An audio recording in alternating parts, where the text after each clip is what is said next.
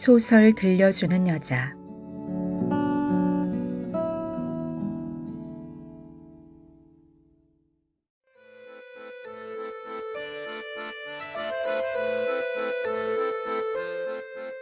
나를 움직인 한마디.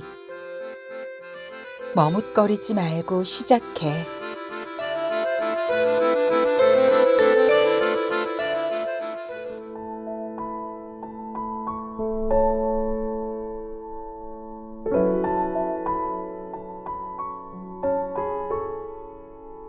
넘어지면 일어나라. 이경자.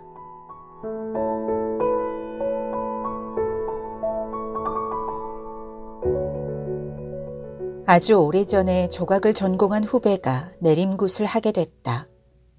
딱 2사람을 초대했는데 그 중에 내가 끼었다. 내림굿은 새벽에 산으로 올라가 산신을 맞이하는 것으로 시작했다. 새벽에 산으로 올라가는 일이라 전날 밤 미리 내림굿을 해주는 무당의 집에서 잠을 자야 했다. 난생 처음 내림굿을 보고 그것도 무당의 집에서 자야 한다는 게 마음 편하지는 않았다. 후배가 신어머니로 모신 무당은 이문동에 살고 있는 김금화 선생님이었다. 그분은 서울대학교 출신에 캘리포니아 대학에서 민속학을 전공하는 인텔리 여성에게 내림굿을 해줘서 유명해진 분이었다. 최고 학벌의 여성이 최하 신분의 무당을 선택하게 된 것이 화제였었다. 다음 날 동트는 새벽 삼각산 기슭으로 올라가 산신을 맞고 굿땅으로 돌아와 하루 종일 굿을 했다. 나는 이미 유년기에 의식이 서구화된 사람이었다. 서양적이지 않은 풍속은 다 무식하고 무지하고 미개하다고 믿고 있었다. 그렇게 의식화된 내가 지극히 한국적인 것의 표상이나 다름없는 굿을 본다는 게 내면으로부터 두렵고 수치스러웠다. 굿을 보고 음식을 먹으면서도 나는 당신들과는 다르다는 오만을 한시도 버리지 않았다. 멸시와 오만을 함께 지닌 채 경멸의 눈으로 굿을 보았다. 무당이 될 사람은 자신이 모실 신을 받아야 했다. 신을 받고 그 신을 모시고 나면 신어머니가 방울과 부채를 치마폭에 던져줬다. 방울과 부채는 무당의 기본적인 무구였다. 무구는 신과 인간을 연결시켜주는 매개물이고 무업에 쓰이는 가장 중요한 성물이었다. 신어머니로부터 방울과 부채를 받음으로써 새로운 무당의 탄생이 이루어진 셈이었다. 신어머니 무당은 새끼 무당의 치마폭에 무구를 던져주기 전에 하염없이 구슬픈 목소리로 축원하였다. 외기러 가세 불리러 가세 거무나 땅의 신하 백성 굽어 보살펴 잘 도와줄 때 정한 마음으로 원수가 있거든 내리 사랑하고 잘 도와주어라. 불리러 가요 외기러 가요 닫은 문을 열러 갈 때 나를 따라오너라. 나를 따라올 때 험하고 머나먼 길이니라. 대신명님을 뇌시고 올 때 가도 끝이 없고 가고 또 갈 때 나만 쫓아오거라. 오다가 보면 돌뿌리가 있다. 또 가시덤불이 있다. 산을 넘고 물을 건너라. 깊은 물, 옅은 물, 찬물, 더운 물 수없이 있느니라. 건너다 지치면 힘을 내고 용기를 얻어라. 모든 시련과 싸워 이기고 극복하여라. 멀리 보고 힘을 갖고 결심하여라. 네가 가고 있는 길을 잊지 말고 명심하여야 한다. 높이 보고 가거라. 깊이 생각하며 가야 하느니라. 옆눈을 뜨지 마라. 생각을 해보아라. 높고 옅고 깊은 데가 있으니 마음을 다져야 한다. 다 겪고 겪다 보면 지친다. 지치면 넘어진다. 넘어지면 일어나거라. 일어나면 또 넘어진다. 또 넘어져도 다시 일어나야 하느니라. 다시 넘어진다. 다시 딛고 일어나거라. 수없이 넘어지고 수없이 일어나거라. 넘어지고 넘어지다 보면 내가 설 곳이 있느니라. 이리 오너라. 가까이 오너라. 이만치 오너라. 잘 받아라. 잘 받아야 한다. 시어머니 무당은 울고 있는 새끼 무당에게 이렇게 축원한 뒤 치마폭에 방울과 부채를 던져줬다. 나는 울고 있는 새끼 무당과 준엄하고 한없는 연민의 정이 가득한 신어머니 무당을 지켜보면서 자꾸만 따라 울었다. 내 내면 깊이 쇳덩이처럼 들어앉아 있는 무당에 대한 경멸이 부끄러웠고 누가 내 인생에 대해 저토록 아름답게 격려해 줬던가 하는 사무치는 외로움 때문에 울었다. 누구에게라도 사는 일은 험하고 머나먼 길일 것이었다. 가시덤불을 헤쳐가야 하고 깊고 얕고 차고 더운 물을 건너야 하고 높은 산과 수없이 만날 것이었다. 그때 멀리 보고 시련과 싸워 이기고 가는 길을 잊지 말고 높이 보고 옆눈을 뜨지 말고 마음을 다져야 했다. 그래도 지칠 것이며 지쳐서 넘어질 것이었다. 넘어지면 일어나고 다시 넘어지면 또다시 일어나라. 수없이 넘어지고 또다시 일어나라고. 그러면 설 곳이 있으리라고 신어머니 무당이 말했다. 방금 두터운 알을 깨고 나온 새끼 무당에게. 그 후 나도 그 말을 나 자신에게 해주고 또 해주면서 살았다.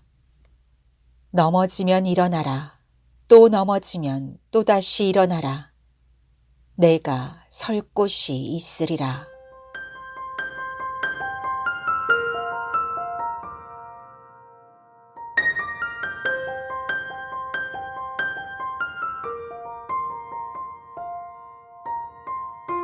눈 녹으면 땅 드러날 날 있는 거야.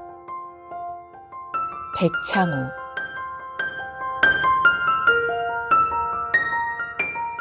아버지 산소에 나무 심으러 가는 날.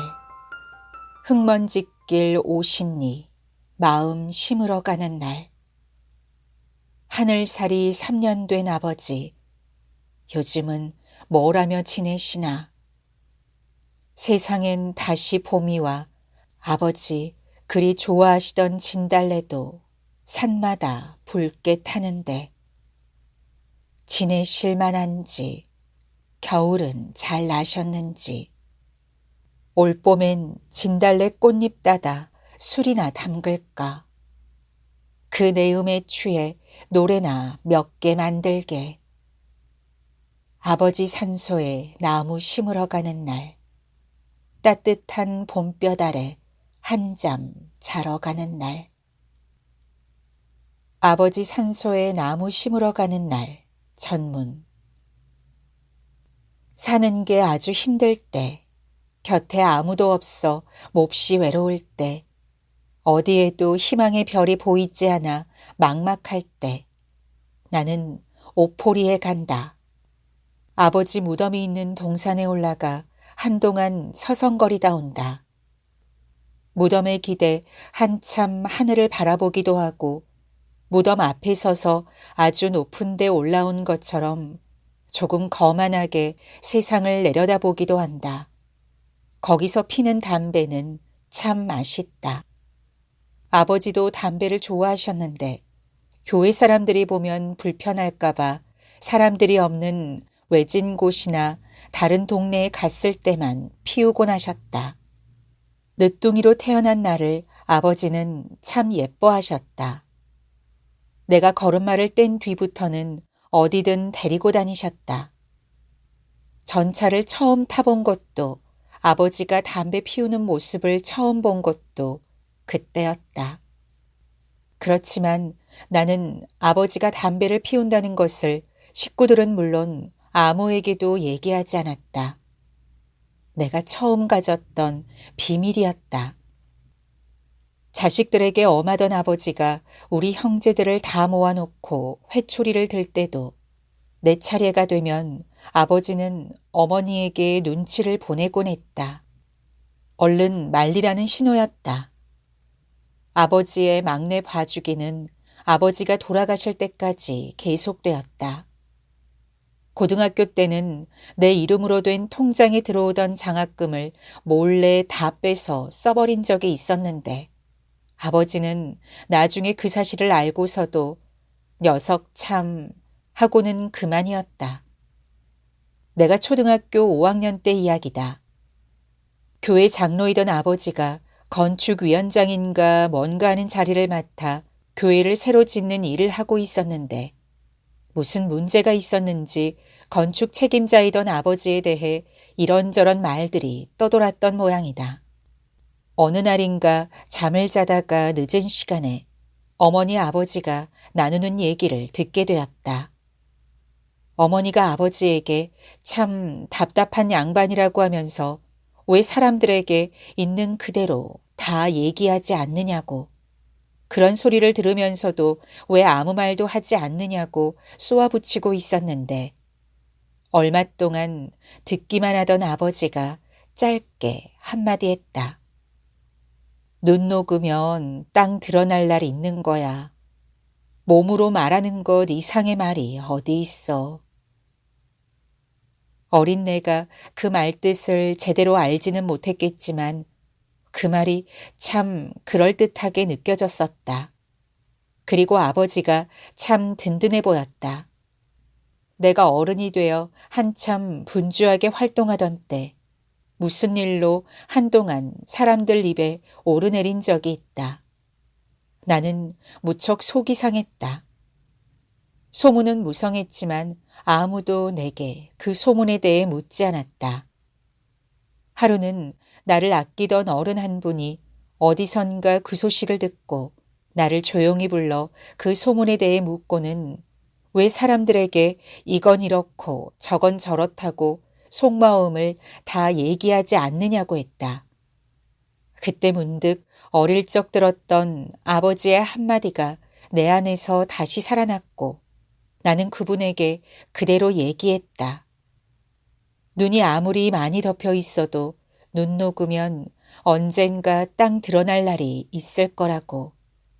나중에 다 알게 될 걸 굳이 말로 할 필요가 어디 있느냐고. 그저 몸으로 보여주고 싶다고 말이다.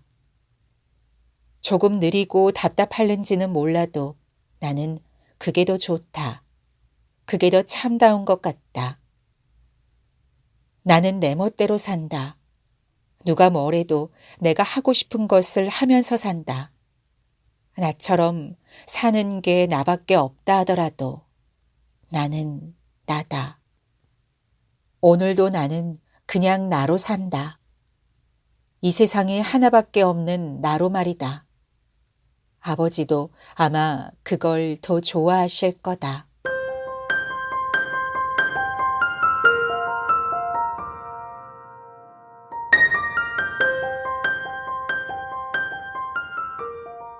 배울 것이 남아 다시 태어난다. 이명태.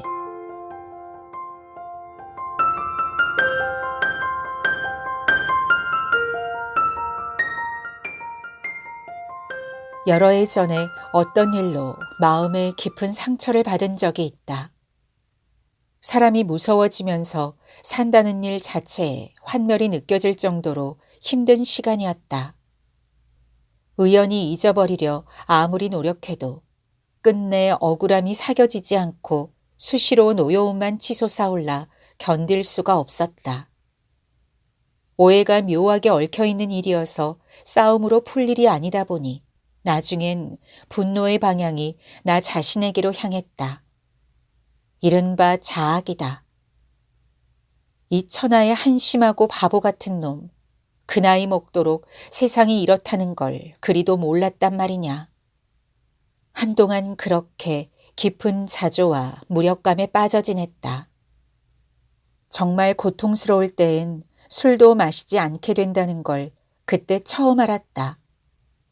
술 기운으로 잊어본들 술 깨고 나면 생생히 다시 떠오르게 되므로 그런 허망한 반복이 싫어 아예 맨정신으로 고통을 곱씹게 된다. 그 무렵 한 권의 책을 읽었다. 티베트 밀교와 관련하여 윤회 사상을 설명하는 책이었는데 인간이 계속 새로 태어나며 윤회를 거듭하는 이유를 거기에선 이렇게 주장하고 있었다. 배울 것이 남아있어 다시 태어난다. 우리는 무언가를 배우기 위해 이 세상에 온 것이란다. 그리고 우리가 이 생에서 겪는 모든 일은 그 무언가를 배우도록 주어지는 것이란다. 질병이나 이별, 오해의 상처 등 모든 고통의 경험들 또한 배움을 위해 주어지는 것이다. 윤회 사상에 따르면 우리가 겪는 모든 고통이야말로 우리가 이 세상에 다시 온 이유이다. 그 안에 우리가 배워야 할 것이 있기 때문이다. 무엇을 배울 것인가? 무엇을 배우라 하는가? 고통 앞에서 그렇게 말할 수 있을 때 우리는 자기 삶의 목적과 정면으로 마주 서게 되는 것이다. 윤회의 사생과는 이처럼 우리가 살면서 겪는 모든 욕망과 상처를 가장 합리적으로 이해시켜준다. 이해할 수 없는 배신이나 폭력, 감당하기 힘든 소외, 서름, 분노, 애욕, 이런 고통들을 나의 고통으로 받아들이게 해준다. 우리로 하여금 묵묵히 고통 속으로 걸어 들어가면서 그 의미를 찾아보게 하는 것이다. 나는 그날 이후로 윤회주의자가 되었다. 배울 것이 있어 다시 태어난다는 이 말을 나는 종교로서가 아니라 하나의 철학이자 인생관으로 가슴에 새겨 넣었다. 견디기 힘든 상처나 고통 앞에서 나는 바로 이것을 만나기 위해 태어난 것이다 하고 말할 수 있다는 건 얼마나 귀한 태도인가. 고통을 다 납득하지 못할지라도, 그리하여 온전히 다 배우지는 못할지라도 노여움의 화살을 세상에 쏘아대는 대신 이 고통으로부터 무엇을 배울 것인가 묵묵히 자문하노라면 그때 적어도 누구를 원망하기보다는 모든 걸 내게 필요한 내 몫으로 인정하게 되는 고요한 겸손이 시작된다.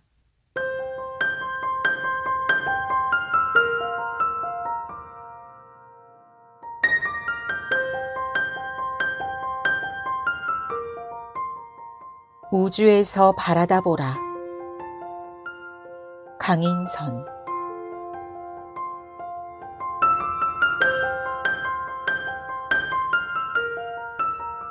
왜 유독 내게만 서러운 일이 많은 것인지, 하찮은 일에도 곧잘 눈물을 그렁그렁 떨어뜨렸다.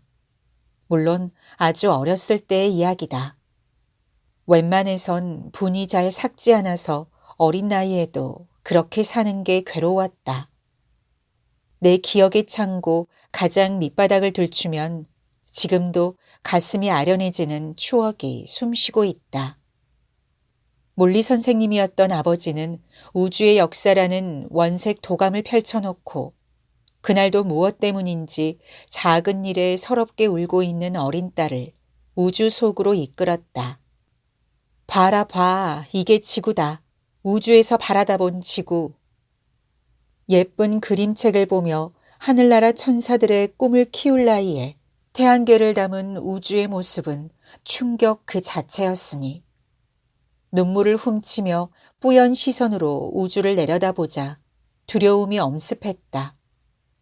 흑점이 이글거리는 커다란 태양이 보이고 캄캄한 우주 공간에 9개의 행성이 태양을 중심으로 떠 있다.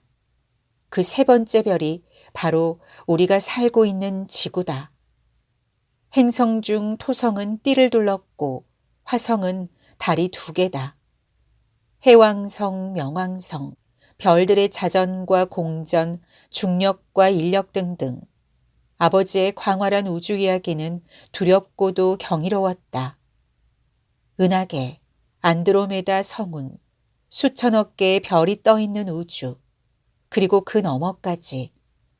서러움은 어느새 잦아들었지만 대신 어지럼증이 일었다. 우주의 나이로 보면 지금 우리가 사는 이 시대는 스치듯 지나가는 찰나에 불과한 거다.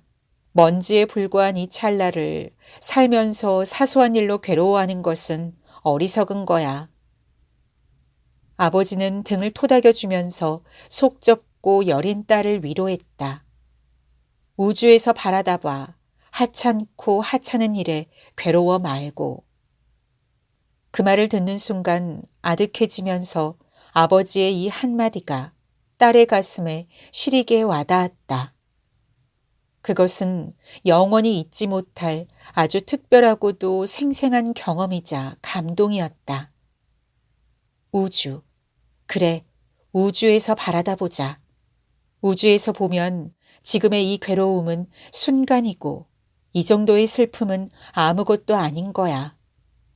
읽을 거리나 볼 거리가 많지 않았던 시절에 과학 대백과 사전이나 원색 과학도감 같은 하드커버 양장본의 두툼한 컬러 전집 시리즈들을 한 장 한 장 넘길 수 있는 건 커다란 축복이었다.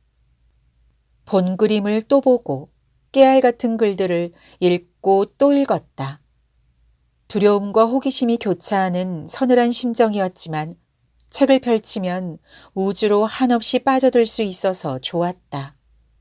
우주 그 너머에는 무엇이 있는지 아무도 알 수 없다. 우주의 끝이 있기나 한 걸까?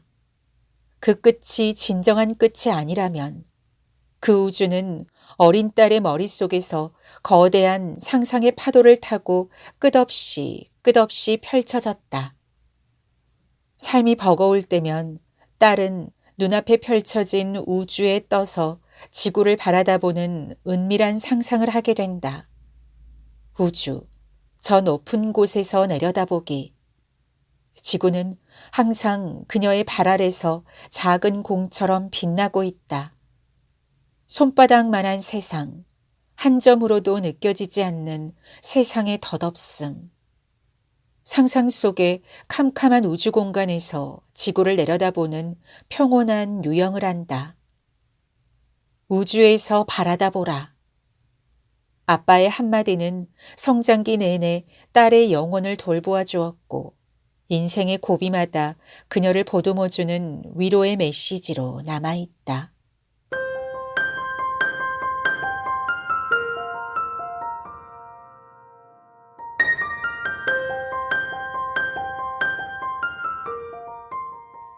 나를 기관 단총처럼 써먹게. 안도현.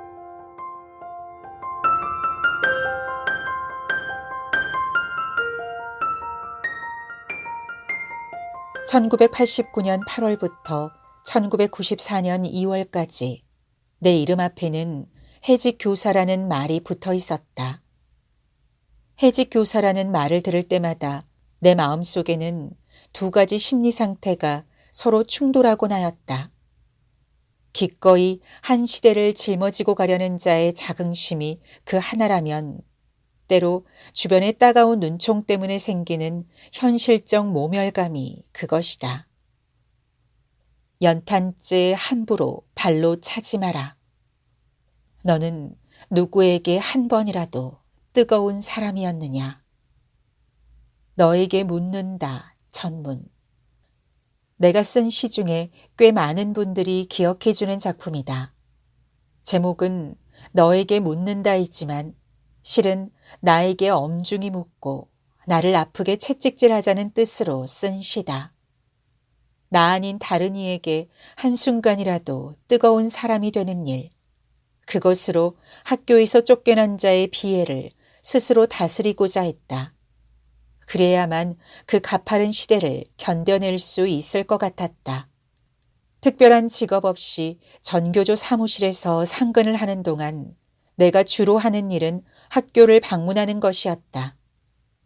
신문이나 홍보 유인물을 들고 낯선 학교의 교무실 문을 두드리는 일이 처음에는 얼마나 어색했는지 모른다. 학교의 관리자인 교장, 교감 선생님들은 전교조가 불법 단체라는 이유를 들어 극구 우리의 출입을 막았다. 그것은 높다란 벽이었으며 한편으로는 까마득한 벼랑이었다. 그 벽에다 대고 목소리 높여가며 삿대질을 하는 일이 잦아지면서 나는 서서히 사나운 운동권이 되어가고 있었다. 하지만 목소리를 높인 뒤에 찾아오는 허탈감이 무엇보다 견디기 힘들었다. 나를 기관 단총처럼 써먹게. 땅바닥에 털썩 주저앉고 싶은 생각이 들 때면 이 말을 떠올렸다. 닥터 노먼 베손이라는 책을 읽다가 밑줄을 그어둔 구절이다. 캐나다 출신의 의사인 노먼 베손은 자신이 가진 지식과 기술과 열정을 이 세상에다 송두리째 바치고 간 사람이었다.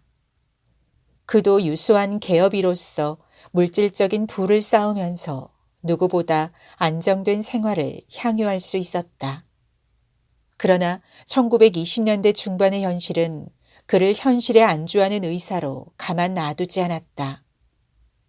가난 때문에 병들어 죽어가는 사람들을 보면서 그는 삶을 뒤바꿀 중요한 깨달음을 얻는다. 의료 행위를 가장 필요로 하는 사람들은 그 의료비를 감당할 여유가 없는 가장 가난한 사람들이다. 노먼 베수는 질병에만 관심을 가지는 의사가 되어서는 안 된다고 생각했다. 질병을 일으키는 주변 환경을 총체적으로 이해하는 것이 올바른 진료에 이르는 길이라고 믿었다. 물론 어떤 특수한 분야의 전문가가 되려면 그 분야에 몰입해야 한다. 그러나 내부로의 몰입이 지나쳐 외부 현실을 보는 눈을 잃게 된다면 알 빠진 안경을 쓰고 있는 꼴이 되고 말 것이다. 특히 그것이 인간의 생명과 관련된 일이라면 인간을 위협하는 매우 이기적인 행위가 될 수도 있다. 노먼 베수는 폐결핵을 수술로 치료하는 획기적인 기술을 개발한 전문가이면서도 결핵으로 죽어가는 젊은 여성 환자의 입에 키스를 해줄 줄 아는 감동적인 휴머니스트였다. 그는 국경을 넘어 스페인의 반제국주의 투쟁과 중국의 신민주주의 혁명을 돕는 일에 몸을 던진다. 포탄이 쏟아지는 전쟁터에서도 철저하게 환자의 입장에 서고자 했기에 모든 중국 민중이 추앙하는 영웅이 될 수 있었다.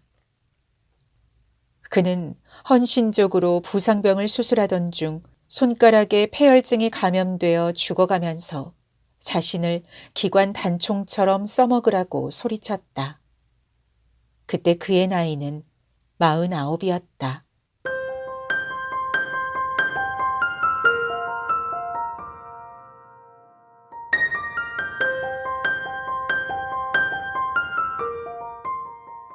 네가 가만히 있는데 내가 왜?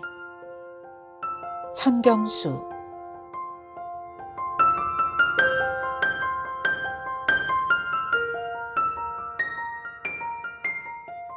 대학원 석사과정에 들어와 맞은 첫 여름방학 때 실험도 배우고 경험도 넓혀보라고 지도 교수님께서 미국 위스콘신 대학교 의과대학으로 나를 보내셨다. 피부암 모델 연구를 막 시작한 나에게 그 분야의 선구자 밑에서 직접 배울 수 있는 참 소중한 기회가 주어진 것이다. 양쪽 교수님 간의 합의가 이루어졌고 도움을 주기로 약속한 상태라서 마음 놓고 2달여 동안 열심히 배워오리라는 각오를 가지고 첫 해외여행에 올랐다.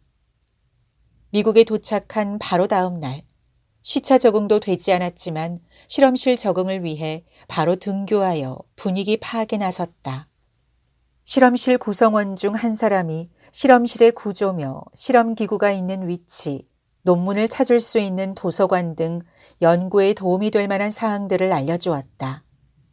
한국보다 여유 있는 공간과 처음 보는 기기들을 보면서 부러운 마음이 앞섰고 한편으로는 많은 것을 배워갈 수 있겠다는 기대감에 마음이 부풀어 올랐다.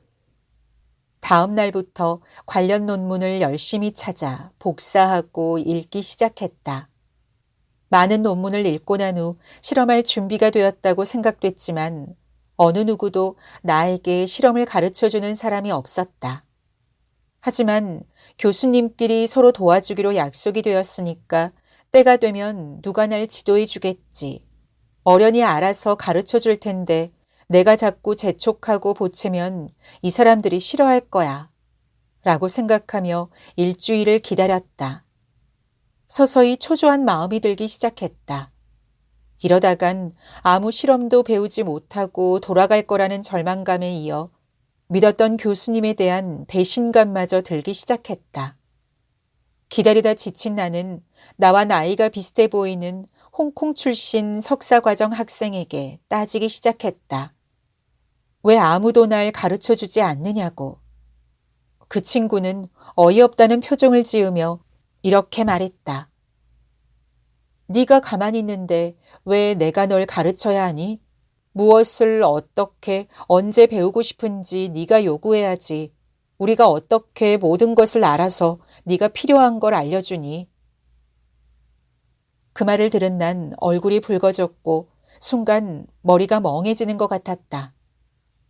이건 한국이랑 다르잖아. 한국에서도 실험을 배우기 위해 다른 학교나 실험실에 파견되는 경우가 종종 있다. 그런 경우 아주 친절히 시간을 할애하면서 파견 나온 학생을 처음부터 끝까지 지도해 주는 것이 일반적이었다. 참 어리석게도 나 혼자 한국적인 생각을 하면서 그들을 원망하고 있었던 것이다.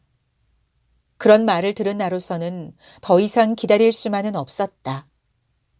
그 다음 날부터 실험실 구성원들을 만나 여분의 마우스, 실험용 생쥐가 있는지 묻고 실험에 필요한 마우스를 확보했다. 그리고 실험 계획을 짜고 필요한 시약과 기기 사용을 예약해가면서 차분히 실험을 준비하기 시작했다. 나를 지켜보던 미국 학생들은 그제서야 비로소 더 필요한 것이 없는지 물어봐주고 내가 미처 챙기지 못한 것까지 일러주는 호의를 베풀었다. 내가 적극적으로 나와야 그들도 적극적으로 도와준다는 것을 소중한 시간을 낭비하고서야 깨달은 것이다. 결국 내가 배우고자 했던 실험을 모두 배워서 돌아올 수 있었다. 그때 나에게 소중한 깨달음을 준 그 홍콩 친구는 지금도 1년에 한 번씩 꼭 학교에서 만나 회포를 푸는 친한 친구가 되었다. 박사 후 과정을 밟기 위해 미국에 온 지 1년이 조금 넘게 지난 지금도 가끔씩 아무것도 하지 않고 나서야 될 때 뒤로 물러서거나 그저 기다리기만 하는 내 모습을 보게 된다. 이럴 때면 나는 그 말을 생각한다. 네가 가만히 있는데 내가 왜? 적극적인 태도가 타지인 이곳에서 살아남게 하는 힘인 것 같다.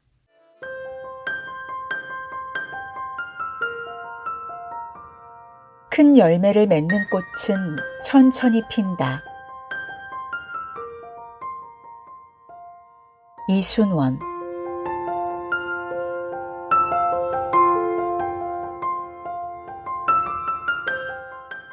큰 열매를 맺는 꽃은 천천히 핀다. 이순원. 초등학교를 졸업한 지 35년이 지난 지금도 우리 시골 친구들은 언제나 희망등 선생님 얘기를 한다. 강릉에서 오래도록 선생님 생활을 하시다가 몇 년 전 정년 퇴임하신 권영각 선생님이 바로 그분이다. 우리가 선생님을 처음 만난 건 초등학교 5학년 때였다.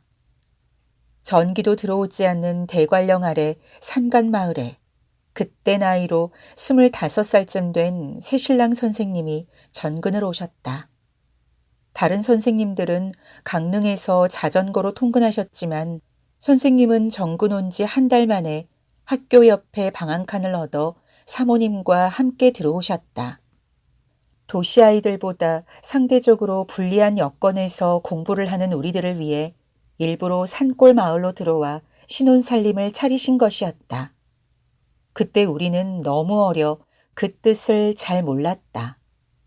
선생님은 다음 날부터 저녁마다 교실에 남포를 밝혀놓고 우리의 처진 공부를 채워주셨다. 중학교를 시험 봐서 들어가던 시절이었다. 그때 선생님 책상에 놓인 남포의 상표가 바로 희망등이었는데 우리는 선생님을 그렇게 불렀다. 지금도 우리 친구들은 선생님을 희망등 선생님이라고 부른다. 얼마 전 동창회를 갔을 때 한 여자친구가 이런 말을 했다. 그때 선생님이 사모님과 함께 학교 옆에 들어와 사시는 모습을 보고 자기도 이 다음에 어른이 되어 결혼을 하면 꼭 저렇게 좋은 모습으로 살아야겠다고 생각했다는 것이다. 선생님은 사모님과 함께 시골에 들어와 사시는 모습으로도 어린 제자들에게 큰 희망을, 모범을 보여주셨다. 초등학교 5학년 2학기 때의 일이다. 교내 백일장에서는 물론 군 대회같이 큰 백일장에 나가서도 매번 떨어지는 나에게 선생님은 이런 말씀을 하셨다.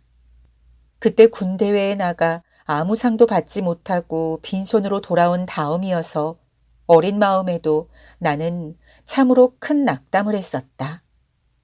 그런 날을 선생님이 학교 운동장가에 있는 커다란 나무 아래로 불렀다. 너희 집에도 꽃나무가 많지? 예. 같은 꽃 중에서도 다른 나무나 가지보다 더 일찍 피는 꽃이 사람의 눈길을 끌지. 그렇지만 이제까지 선생님이 보니까 그 나무 중에서 아주 일찍 피는 꽃들은 나중에 열매를 맺지 못하더라. 나는 네가 어른들 눈에 보기 좋게 일찍 피는 꽃이 아니라 이 다음 큰 열매를 맺기 위해 조금 천천히 피는 꽃이라고 생각한다. 선생님이 보기에 너는 클수록 단단해지는 사람이거든. 어린 영혼에 대한 격려는 바로 이런 것인지 모른다. 나에게만 그랬던 것이 아니라 저마다 방법이 달랐지만 우리 친구들 모두 희망등 선생님에게 그런 사연 하나씩 가지고 있다. 너는 손재주가 참 대단하구나. 또 너는 이런 것을 잘하는구나. 그리고 너는 또 저런 것을 참 잘하는구나. 또 집안이 가난해 중학교를 가지 못하는 아이에겐 지금은 집안이 가난해 중학교를 가지 못해도 너는 부지런하니까 이 부지런함만 잃어버리지 않는다면 어른이 되어서도 큰 부자로 살 거다. 하고 선생님은 우리들 하나하나에게 그런 칭찬으로 용기를 주셨다. 선생님은 우리가 앞으로 어른이 되어 살아가는 동안 어디 가서도 기죽지 않고 자신의 뜻을 펼칠 자신감을 어린 가슴마다 심어주셨다. 나는 21살 때부터 본격적인 작가 수업을 했다. 10년 가까이 신춘문예에 연속 낙방을 하면서도 포기하지 않았던 것도 어린 시절에 들은 선생님의 격려 한마디가 참으로 큰 힘이 되었다. 이렇듯 사람은 누군가의 칭찬과 격려로 자란다.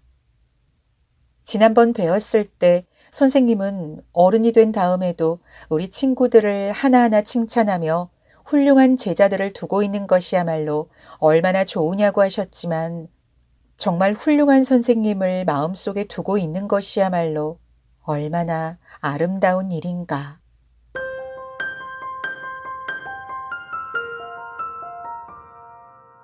날지 못하는 것은 운명이지만 날아오르려 하지 않는 것은 타락이다. 홍기돈.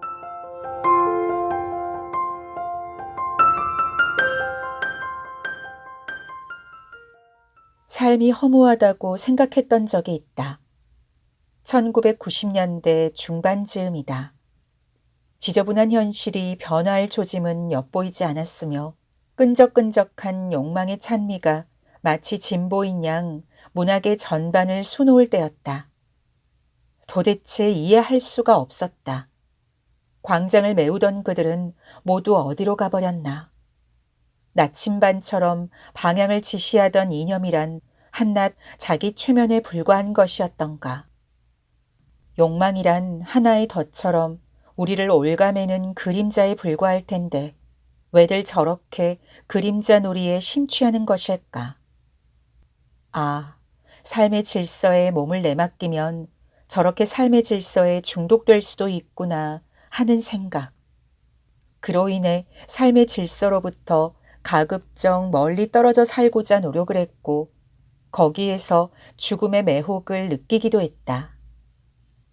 당시의 내 심경이라면 어두운 밤 출렁이는 바다의 표면에 여러 불빛들이 어지럽게 번지듯이 죽음을 향한 매혹 위에 중독된 삶의 깊이 없는 화려함이 어지럽게 번지는 양상이었다고나 할까.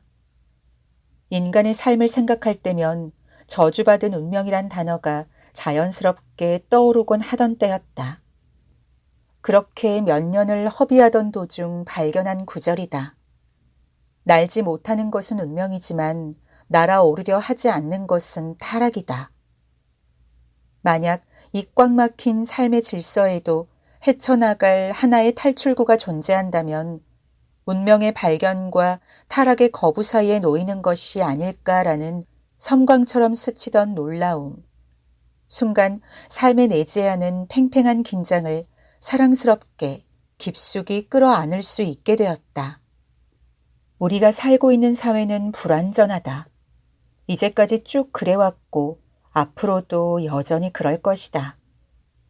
사회를 움직이는 우리 인간이란 존재가 애초부터 불완전하게 생겨먹었기 때문이다. 그런 까닭에 대부분의 사람들은 불완전한 사회와 쉽게 타협해버린다. 도대체 인간이 불완전한 존재인데 무엇을 어떻게 할 수 있다는 말인가? 그래, 날지 못하는 것은 운명이다. 이러한 태도를 일러 자신의 운명을 간파하고 그 운명에 순응하는 태도라고 할 수 있겠다. 그렇지만 예술은 그런 일반적인 길을 따라가서는 안 된다. 특히 문학은 이 사실을 명확히 전제해야만 한다. 운명에 기꺼이 순응하고 나서는 순간 문학은 더 이상 문학으로 남아있을 수 없기 때문이다. 문학의 본질은 꿈꾸기이다. 꿈꾸기로 하여 문학은 자신을 감싸는 사회와 불화할 수밖에 없다. 우리에게 주어진 삶의 조건은 항상 하나의 굴레로 우리를 묶어두려고 하겠지만 문학인은 굴레와 맞서면서 그 너머를 꿈꾸게 마련이다. 비록 그 꿈이 성취된 순간 치열하게 품어왔던 꿈마저도 불완전하였다는 사실이 증명되겠지만 우리 삶의 영역은 그만큼 넓어질 수 있으리라. 그리고 그 자리에서 다시 새로운 꿈꾸기는 시작된다. 그래서 말할 수 있다. 날아오르려 하지 않는 것은 타락이다. 운명의 표정을 읽지 못하는 문학은 교조적인 주제의식으로 채워지기 십상이다. 스스로를 돌아보지 못하고 인간을 그저 사회 변혁의 도구 정도로 파악하게 될 위험이 다분하다는 말이다. 1980년대에 우리가 그러했다. 물론 부당한 억압이 너무나 무겁게 작동했기 때문이겠지만 이런 위험은 제대로 이해되지 못했다.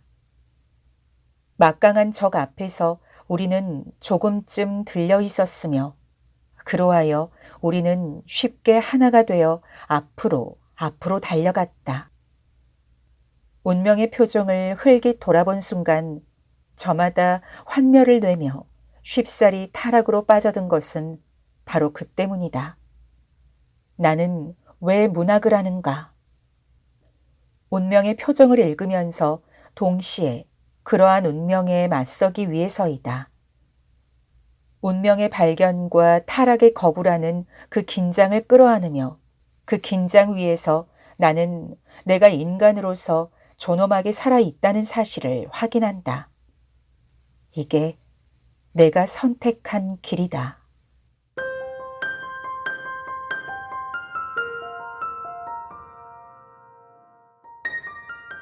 천천히 그러나 끊임없이 마종기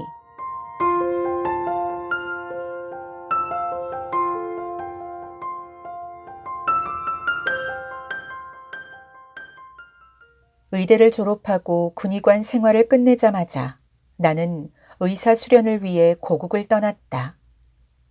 5년간의 수련 과정을 무사히 끝내고 전문의 시험에 합격한 후 내가 존경하던 교수를 따라 작은 의과대학의 조교수로 부임했던 나는 그 2년째부터 의대생들의 인기 교수 명단에 오르기 시작했다. 월급은 그저 그랬지만 내 논문도 전공학회에서 주목을 받기 시작하면서 나는 낮에는 의대 학생들과 환자들 사이에서 바빴고 밤에는 실험실의 개들과 흰 쥐들 사이에서 바빴다. 어떻게 세월이 지나가는지도 모르게 바쁜 생활을 하다가 미국에 온 지 꼭 10년이 되는 해에 나는 의대 졸업식장에서 졸업반 학생들이 뽑는 이해의 최고 교수로 선정되어 황금 사과라고 이름 붙인 상을 받게 되었다. 지방의 일간신문은 외국 의과대학 출신으로 아직 젊은 의사가 이런 권위 있는 상을 받았다고 호들갑스럽게 기사를 크게 실었다. 그때 흐뭇한 기분에 빠진 나는 캠퍼스를 떠나는 졸업생들과 때를 맞추어 나흘간의 짧은 휴가를 받아 혼자서 북부 미시간주의 시골 숲속으로 차를 몰았다. 첫날은 혼자 통나무집 모텔에서 잠만 실컷 잤고 둘째 날이 되어서야 아름드리 나무가 우거진 숲길을 종일 걸을 수 있었다. 그리고 갑자기 숲속에서 불쑥 나타난 작은 호수와 그 호숫가에 오래 버려진 듯 잠자고 있던 나무 벤치를 발견했다. 나는 아주 편안한 기분이 되어 벤치에 앉았다. 거의 2~3시간 정도 주위에 많은 나무와 다람쥐와 호수를 둘러싸고 있는 싱싱한 풍경에 취해 있었다. 그러다가 끄적끄적 버릇처럼 몇 줄의 시를 오랜만에 써보았다. 아마도 1년쯤 만에 처음으로 쓰는 것이었을 것이다. 쓰고 지우고 하기를 2시간여. 겨우 5~6줄을 쓰다가 펜을 집어 던져버렸다. 더 이상 써지지 않는다는 절망감과 주위의 풍경에 비해 너무 비루하고 자기적인 냄새를 역겹게 풍기는 시에 대한 부끄러움 때문에 또 시가 생경하게 느껴지는 슬픔 때문에 나는 어느 틈에 혼자 흐느껴 울고 있었다. 아, 이제 정말 시 쓰기를 끝낼 시간이 온 것인가. 한국의 문학을 이야기할 사람이 주위에 하나도 없이 살아온 지난 10년. 시는커녕 한국말을 함께 나눌 사람도 자주 만날 수 없고 한국의 문학책이나 최신 잡지도 구할 수 없었던 지난 10년. 그간 고국의 문단과 떨어지지 않도록 나를 위해 애써주던 친구들도 고국의 현실 정치에 식상한 것인지 소식까지 뜸해졌다. 거기다가 계획했던 영국 귀국마저 여러 가지 사정으로 다시 연기될 수밖에 없었던 그 당시의 내 사정은 온통 너무나 어둡게 나를 옥죄어 오는 것 같았다. 그 어둑한 기운이 깊어지기 시작해서야 나는 자리를 털고 일어나 모텔로 돌아왔다. 다음 날도 나는 거의 같은 식으로 그 호숫가에서 하루를 보내며 전날보다 더 명확하게 시를 포기해야겠다는 결심을 굳히게 되었다. 아무것도 할 수가 없었다. 그저 부끄럽고 허망하기만 했다. 2마리 토끼를 잡으려던 우하의 바보가 바로 나갔다는 생각이 들었다. 그 사흘째 밤, 저녁을 먹고 모텔로 돌아온 나는 침대에 혼자 누워 들고 온 책 중에 하나를 생각 없이 펼쳐들고 읽기 시작했다. 화가 반고우가 동생 태호 등에게 쓴 편지들을 모은 책이었다. 조그만 문고판의 제목은 반고우의 편지였던 것 같다. 엉뚱하게도 나는 반고우가 나만큼 불쌍하구나 하는 기분으로 책을 읽어나가다가 갑자기 한 곳에서 읽기를 멈추었다. 멈춤과 동시에 누가 내 머리를 아프게 때리는 것 같았다. 나는 막 읽은 그 구절을 다시 읽어보았다. 천천히 그러나 끊임없이. 천천히 그러나 끊임없이라고. 그러면 혹 나도 이런 식으로 다시 시를 쓸 수 있을까? 포기하지 않아도 될까? 아직도 가능성이 있을까? 그리고 그날 밤 나는 갑자기 그 작은 모텔 방에서 소리를 쳤다. 그래, 할 수 있어. 천천히, 그리고 끊임없이라면 나도 할 수 있어. 다시 시작하자. 천천히, 조급해하지 말고. 그날 이후 나는 30년을 더 미국에서 엉거주춤 왔다 갔다 하며 살고 있다. 그러나 그때 내 머리에 강하게 각인된 천천히 그러나 끊임없이는 내 문학의 화두가 되었고, 비록 별 볼 일 없는 시일망정 한 해도 한 번도 쉬지 않고 매해 8편 이상의 시를 고국의 문예지에 발표해 왔다. 그리고 늙어 백발이 성성해진 이 나이까지 나는 한국의 시인이라는 명패를 명예롭고 귀하게 머리에 새기고 하루하루 살아가고 있다. 천천히, 그러나 끊임없이라는 말을 자주 중얼거리면서.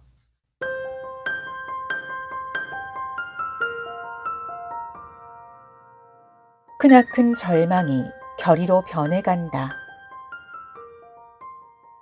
김명곤.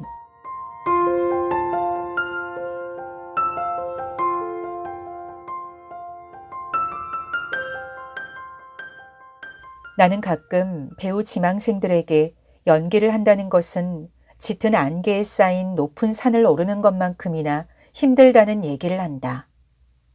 등산길이 처음에는 재미있고 가슴 설레게 하지만 점점 산 위로 올라가다 보면 길을 잃고 헤매기도 하고 피로, 긴장과도 싸워야 하며 호흡곤란, 비바람, 절벽, 계곡, 급류, 독충, 무서운 산짐승들과도 맞닥뜨려야 한다. 그렇게 해서 산 정상에 올라간 다음에는 어려운 하산길이 있고 그 다음에는 더 높은 다른 봉우리에 도전해야 하는 과제가 기다리고 있다. 배우들의 연기만이 아니라 무릇 모든 예술 행위는 고산 등정과 같은 어려운 과제를 끊임없이 자신에게 부여하고 과제 수행을 위한 중노동을 견디어내고 그 중노동을 통해 삶의 기쁨을 누리는 사람들에 의해 이루어진다. 이런 사람들은 일종의 막이 들린 사람들이다. 좋게 얘기하면 예술의 수호천사에게 선택받은 사람들이라고 표현할 수도 있겠지만 창작 현장이라는 곳은 천사라는 단어가 주는 안락과 행복, 빛보다 마귀라는 단어가 제공하는 불안과 고통, 어둠이 더 어울리는 게 사실이다. 옛 시인들은 자신들을 괴롭히는 이러한 현상을 심화라고 했는데 참으로 적절한 표현이라 아니할 수 없다. 고려 때의 대문장가인 이규보는 구시마문에서 심화로 인한 폐허를 다음과 같이 들고 있다. 첫째, 세상과 사물을 현혹시켜 아름다움을 꾸미거나 평지 풍파를 일으킨다. 둘째, 신비를 염탐하고 천기를 누설시킨다. 이처럼 사물의 이치를 밝혀냄으로써 하늘의 미움을 받아 사람의 생활을 각박하게 한다. 셋째, 삼라만상을 보는 대로 형상화한다. 넷째, 누가 시키지도 않았는데 국가나 사회의 일에 관여하여 상벌을 마음대로 한다. 다섯째, 사람의 형용을 초췌하게 하고 정신을 소모시킨다. 이런 심화에게 시달리는 게 괴로우니 제발 자신에게서 떠나달라고 요구했다가 오히려 설복당해서 심화를 받아들인다는 내용의 이 글은 예술가의 내면을 우화적으로 표현한 글이다. 이런 저주받은 예술가들의 벗인 마귀로 인한 시달림은 시를 쓰고 그림을 그리고 노래를 부르고 춤을 추고 연극을 하고 영화를 만드는 모든 예술가들이 공통으로 겪는 현상이다. 스웨덴의 유명한 연출가이며 영화감독인 잉마르 베리만은 이미 세계적 명성을 얻은 뒤에도 불안과 고통 속에서 영화의 마귀에게 시달리는 자신의 내면을 일기에 기록했다. 크나큰 절망이 결의로 변해간다. 중노동 같은 이 일의 종착 지점에 진짜 영화가 도사리고 있을 것 같은 느낌이 든다. 이 고통의 대가는 분명 있을 것이다. 어떤 커다란 외침이 목소리를 찾기 위해 애쓰고 있음에는 의심의 여지가 없다. 그렇다면 과연 내가 그 외침을 방출시키고 해방시킬 능력을 가지고 있는가이다.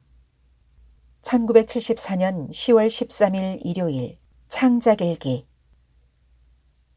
이 문장은 작품을 만들어가는 동안 수없이 절망에 빠지고 고통스러워하면서도 그 어둠 속에서 빛을 찾기 위해 몸부림치는 예술가의 모습을 여실히 보여준다. 끊임없는 좌절과 고통과의 싸움에서 승리하는 길은 확신을 가지고 목표를 향해 정진하여 마귀를 정복하는 것뿐이다. 이 단순한 진리를 몸소 실천하면서 살다간 예술가의 숨결이 고스란히 느껴지는 글이다.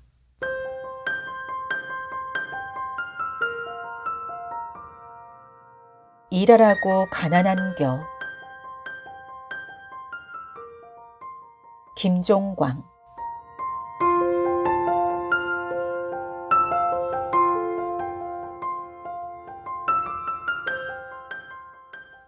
원래 가난한 자는 많고 부자는 드물어서 그런지는 모르겠지만 나의 인연들은 가난하다는 공통점을 지니고 있다.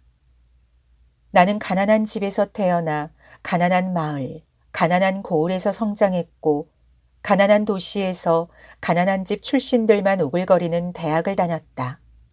또 가난한 군대에서 복무했고 가난한 직장을 다녔었으며 현재는 가장 가난한 사람들이 모인 것으로 정평이 나 있는 동네, 즉 문단에서 영위하고 있다. 온통 가난하기만 한 데에서만 살아왔으니 만난 사람들도 순 가난뱅이들일 수밖에 없었던 것이다. 그런데 나의 가난뱅이 인연들은 몇몇을 제외하고는 모두가 최선을 다해 아주 열심히 일하는 사람들이다. 그럼에도 불구하고 그들은 계속 가난하다. 물론 자신들이 스스로는 중산층이라고 착각할 만큼은 성공을 거둔 사람들도 많다. 하지만 그들의 성공 수준이란 고작 먹고 자고 가르치는 문제를 해결할 수 있는 상태에 불과한 것이었다. 부자들이 한번 요란한 소리를 내면 바로 허물어질지도 모르는 아주 위태로운 평안이다. 하면 된다, 꿈은 이루어진다 등등의 말에 필적할 만큼 커다란 미래가 보장된 성공을 거둔 사람은 가뭄에 콩난 것만큼도 만나기가 어려웠다. 최선을 다하는 삶이란 실상 가도 제자리이기 십상이었던 것이다. 나는 정말 모르겠다. 왜 위대한 생활인들이 늘 가난한 것인지 분하고 서럽다. 그날 술자리의 화제가 우연히 가난한 사람들에 닿았다. 나는 마치 나만의 화두라도 된다는 듯 결국 아무런 대책이 없는 그저 비관적인 사념에 불과한 위의 생각들을 개거품에 말아서 토해내고 있었다. 술자리에 대해서 아주 좋게 말한다면 인생 철학을 담은 경구가 속출하는 자리다. 술 깨고 나면 전혀 생각 안 나기가 십상이지만 그 술자리에서만큼은 인생의 화두 하나를 깨우쳤구나 하고 기뻐하게 만드는 말이 속출한다. 그래서 나는 술자리, 특히 소설로 자기 인생을 쓰면 열 몇 권은 그냥 나올 거라고 자부하는 분들이 수없이 거쳐간 그런 술집을 아주 오래도록 주관해온 분들이야말로 가장 내공 깊은 철학자가 아닐까 생각한 적이 많다. 7순이 넘은 인생 내공이 엄청나 보이는 주인 할머니가 주꾸미 안주를 내려놓으며 말했다. 일하라고 가난한겨. 순간 나는 그토록 오랫동안 품어왔던 수수께끼가 풀리는 느낌을 받았다. 그래, 사람으로 태어났으니 태어난 이상 죽을 때까지 열심히 뭔가를, 일을 해야 하는 것이다. 그래야 살았다고 말할 수 있는 것이다. 뭐 이런 생각들이 머릿속 이쪽 저쪽에서 폭죽 터지듯 했다. 물론 술께서는 역시 그거 하나마나한 숙명론적 발상인데 하고 입맛을 다셨다. 하지만 그럼에도 불구하고 평생 노력했지만 평생 가난한 사람들에게 큰 위로가 되어줄 말이 아닐까 싶었다. 어쨌든 평생 M1 글면에도 평생 가난한 사람들이 있다. 아니, 더 많다. 거의 모든 사람이 최선을 다해 평생을 살지만 그저 먹고 가르치는 수준에 도달할 뿐이다. 그리고 나 역시 어쨌든 열심히 일할 수밖에 없는 것이다. 열심히 일하지 않는다면 대체 무슨 재미로 산단 말인가? 그러나 아무리 열심히 일해도 제자리에서 맴맴 돌 게 거의 분명하다. 하지만 일하는 자체에 초점을 맞춘다면 그래, 열심히 일한다는 자체가 의미 있는 거야. 가난과 성공은 열심히 일하고 난 뒤의 문제지. 이후로 그 주꾸미 집 할머니의 일하라고 가난한겨 라는 말만 떠올리면 내가 성공과 가난을 따질 만한 나이가 되었을 때 나는 평생 일하기 위해서 가난했던 거야 라고 회고해도 크게 억울하지는 않을 것 같은 기분이 들면서 썩 유쾌해지는 거였다.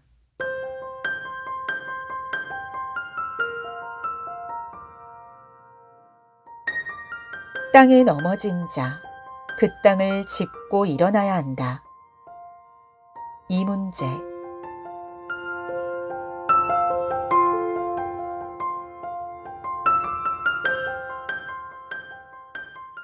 땅에 넘어진 자, 그 땅을 짚고 일어나야 한다. 저 추상 같은 문장은 고려시대의 불교를 다시 일으켜 세운 보조국사 진울의 법어이다.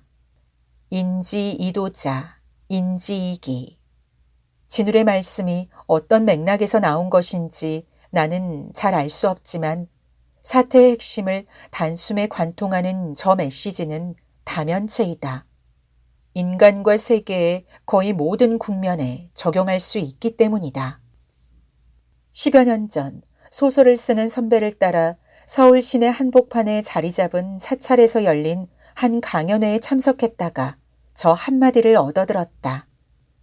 처음에는 대수롭지 않은 불가의 언어로 흘려버렸다. 절간에는 얼마나 많은 말들이 흘러넘치는가. 모든 종교가 그렇고 철학과 사상이 그렇지만 말이 모자라서 어떤 경지에 오르지 못하는 경우는 없다. 이치를 몰라서 경전의 언어를 해독하지 못해서 성인이 되지 못하는 수행자는 없다. 문제는 늘 실천이었다. 하느냐 못하느냐의 차이였다. 땅은 생로병사의 숙명적 전제 조건이다. 땅을 떠나서는 단 한순간도 존재할 수 없다. 심의 어종조차 땅을 딛고 있다. 해저, 즉 땅이 없다면 바다는 있을 수가 없다. 새는 또 어떤가? 하늘에서 태어나는 새는 없다. 먹이를 하늘에서 구하는 새도 없다. 날짐승도 결국 땅에 얽매여 있다. 공중부양할 수 없는 인간은 더 말할 나위가 없다. 두 발이 있는 한, 중력이 있는 한, 인간은 두 발을 땅에서 뗄 수 없다. 고층 빌딩은 물론이거니와 비행기와 배도 땅, 길의 연장이다. 모든 비행기나 배는 길, 땅을 싣고 다니는 것이다. 우리가 땅 위에서 살기 때문에 우리는 땅에 넘어진다. 실패하고 좌절하고 분노하고 절망하고 허망해하는 것이다. 우리는 그러므로 넘어진다는 사실 자체를 두려워하거나 피하려 해서는 안 된다. 땅에서 넘어지는 것은 땅에서 일어서는 것처럼 너무나 당연하다. 땅에 넘어지지 않기 위해서 우리는 타인에게 기대고 다른 지지물에 손을 짚는다. 평생 땅에 넘어지지 않는 사람은 두 종류이다. 하나는 아예 땅에서 일어서지 않은 사람이고 다른 하나는 일어섰되 걸어다니거나 뛰어다니되 늘 남에게 의지하는 사람이다. 홀로 서 있는 사람이 땅에 넘어지고 땅에 넘어지는 사람만이 또 홀로 설 수 있다. 문제는 또 있다. 땅 위에 서 있다는 사실은 인정하지만 자신이 넘어졌다는 사실을 받아들이지 않으려는 사람이 있다. 나 역시 그랬다. 분명 나는 돌뿌리에 걸려 넘어졌는데도 무릎팍에 피가 철철 흐르는데도 넘어졌다는 사실을 인정하지 않으려 했다. 겨우 받아들였다 해도 내 잘못은 전혀 없고 돌뿌리 탓으로 돌리기 일쑤였다. 나는 죄는 조금 짓고 많이 뉘우치며 살 줄 알았다. 하지만 나는 죄를 많이 짓고도 거의 뉘우치지 않고 살았다. 이 같은 반성을 시로 옮긴 적이 있다. 죄를 짓는 것처럼 치명적으로 넘어질 때도 많지 않다. 하지만 대부분의 죄인은 그 죄의 원인을 밖으로 돌린다. 돌뿌리가 있었다는 것이다. 다시 말해 자기 잘못을 외면한다. 그런 죄인은 죄에 걸려 넘어지고서도 그 죄를 온몸에 묻히려 하지 않는다. 그런 죄인에게 죄는 영원하다. 땅을 인정하고 또 그 땅 위에서 그 땅 때문에 넘어졌다 해도 문제는 또 남는다. 세 번째 문제는 그 땅을 짚어야 한다는 것이다. 그 땅을 짚되 스스로 제 몸으로 짚어야 한다. 옷이 온몸이 흙투성이가 되지 않는 한 홀로 일어설 수 없다. 지푸라기나 막대기라도 있다면 선뜻 움켜쥐겠지만 진울은 그렇게 일어나라고 하지 않는다.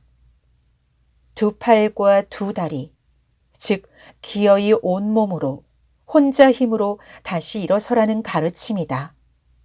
그래야만 다시 쓰러지지 않고 또 쓰러진다 해도 다시 일어설 수 있는 에너지와 지혜가 생기기 때문이다. 우리가 태어나 살다가 죽는다는 것은 땅에서 태어나 땅을 딛고 일어나 땅 위를 걷다가 다시 땅에 눕는다는 것이다. 수평에서 수직으로 다시 수평으로 돌아가는 과정이다. 수직은 땅과 가장 팽팽한 긴장을 유지한다. 중력을 최소화하고 그림자를 가장 작게 한다. 수직이 삶의 절정이다.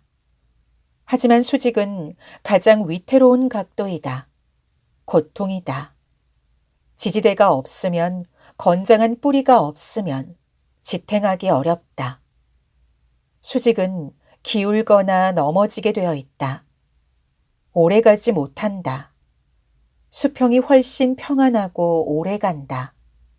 그러나 수평은 죽음에 가깝다.